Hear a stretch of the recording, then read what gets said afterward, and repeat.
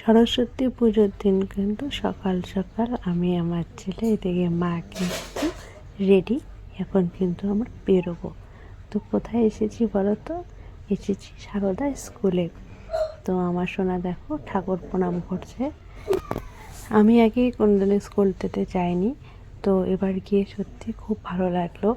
খুব ভিড় হয় আর সবাইকে বসে প্রসাদ খাওয়ায়।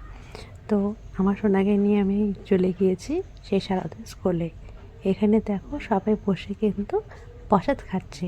স্কুলটিও অনেক বড়, আর যেহেতু আমার ভাস্তি স্কুলে পড়ে সেই জন্য গিয়েছিলাম।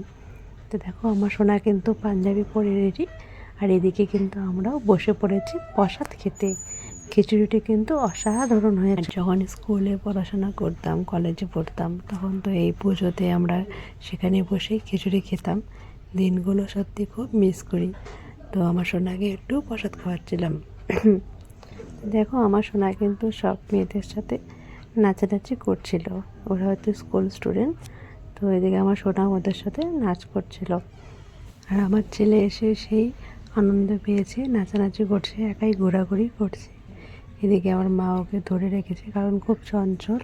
তো এদিকে চলে যায় সেদিকে চলে যায়, আর একা একাই খেলছে নিজের মনে করে। তো আমাদের দিকে কিন্তু প্রসাদ খাওয়া শেষ।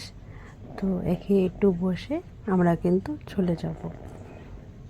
এই দেখো আমরা কিন্তু এখন বাড়ির দিকে রওনা দেব, কারণ অনেকক্ষণ ছিলাম, আমার সোনারও আর থাকতে ভালো লাগছিল না। তো প্রচণ্ড ভিড় ছিল। তো আমরা এখন বাড়ি যাচ্ছি, আর কোথায় ঘুরতে গেলাম সেটাও তোমাদের সাথে শেয়ার করব। কেমন লেগেছে জানিও। টাটা।